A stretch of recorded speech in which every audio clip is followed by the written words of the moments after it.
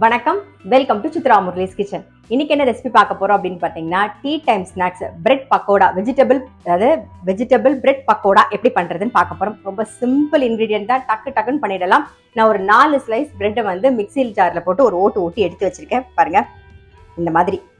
இது கூட என்ன சேர்க்க போறோம் அப்படின்னு பார்த்தீங்கன்னா, ஒரே ஒரு வெங்காயம் நல்லா பொடியா கட் பண்ணது, அதுக்கப்புறம் பீன்ஸ் பாருங்க இந்த மாதிரி ரொம்ப சின்னதாக மெல்லிசா கட் பண்ணிக்கோங்க. அப்புறம் துருவின கேரட்டு, குடமிளகா ஒரு சின்ன பீஸ் குடமிளகா, கொஞ்சம் கருவேப்பிலை, காரத்துக்கு பச்சை மிளகா, கொஞ்சம் புதினா, இஞ்சி. ஸோ இதெல்லாம் இப்போ சேர்த்து மிக்ஸ் பண்ணிக்கலாம்.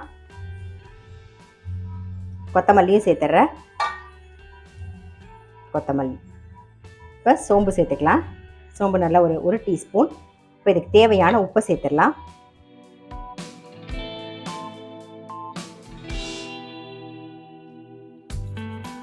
நம்ம வந்து உப்பு அப்புறம் வெங்காயம் அதில் கொஞ்சம் தண்ணி விடும், உப்புல கொஞ்சம் தண்ணி விடுமா. ஸோ அதனால தண்ணி வந்து சேர்க்க வேண்டாம். நல்லா மிக்ஸ் பண்ணிட்டு வேணும்னா லாஸ்ட்டாக பார்த்துட்டு நம்ம சேர்த்துக்கலாம்.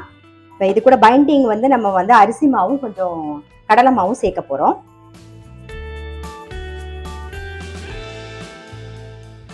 ரெண்டு டேபிள் ஸ்பூன் அரிசி மாவு, நல்லா ஒரு 2 டேபிள் ஸ்பூன் கடலை மாவு. பாருங்க, இந்த பதத்துக்கு இருந்ததுன்னா நீங்க வந்து அப்படியே உதுத்து போட்டுடலாம். பாருங்க, இப்படி உதுத்து போடுறதுக்கு கரெக்டா இருக்கும். ஆமா, வெங்காய பக்கோடா போடுற மாதிரி. இதுல வந்து நான் கொஞ்சம் கிள்ளி தான் போட போறேன், அதனால கொஞ்சமா தண்ணி சேர்த்துக்கிறேன். ரொம்ப கிடையாது, சும்மா சேர்ந்து வரத்துக்கு ஒரு டேபிள் ஸ்பூன், அவ்வளவுதான்.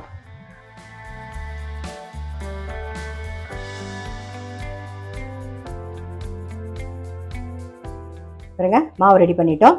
ஸோ இதை வந்து நீங்கள் கட்லெட் மாதிரி பண்ணியும் கொடுக்கலாம். கட்லெட் ஷேப்பில் நல்லா பண்ணிவிட்டு பிரெட் கிரம்ஸில் நல்லா 2 பக்கமும் துவச்சி மிக்ஸ் பண்ணி எடுத்துட்டு நல்லா நீட்டாக அடுக்கி ஃப்ரிட்ஜில் வச்சுருங்க. ஃப்ரிட்ஜில் வச்சுட்டு பசங்க வந்த உடனே டக்குன்னு பொரிச்சு கொடுத்துடலாம். ஸோ அந்த மாதிரியும் பண்ணலாம். அப்படி இல்லைன்னா இதே மாதிரி மாவு ரெடி பண்ணி வச்சுட்டு அவங்க வரும்போது இந்த பக்கம் காஃபியோ டீயோ போடும்போது டக்குன்னு வந்து நீங்கள் எண்ணெயில் வந்து பக்கோடா மாதிரி பண்ணியும் கொடுத்துடலாம். ஸோ எல்லாமே ஈஸி தான். இந்த பக்கம் எண்ணெய் நல்லா காஞ்சிருக்கு. நான் வந்து சும்மா கிள்ளி போட போகிறேன்னு சொன்னேன். கிள்ளு பக்கோடான்னு சொல்லிக்கலாமா? அவ்வளவுதான், கிள்ளு பக்கோடா.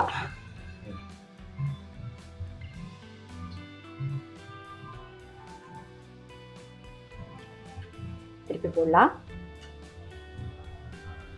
ரெடி ஆயிடுத்து, எடுத்துடலாம். இதே மாதிரி எல்லாமே பண்ணி எடுத்துப்போம்.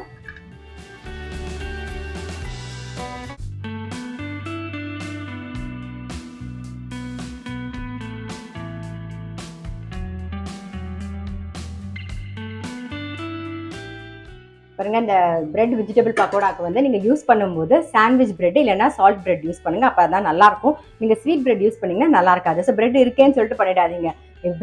ஸ்வீட் பிரெட் இருந்தால் கூட நீங்கள் கடையில் வாங்கி அந்த சால்ட் பிரெட்டோ இல்லை சாண்ட்விச் பிரெட்டோ வாங்கி பண்ணுங்கள். ரொம்ப டேஸ்ட்டாக இருக்கும். இதே மாதிரி எல்லாமே நம்ம பண்ணி எடுத்துக்க வேண்டியதுதான்.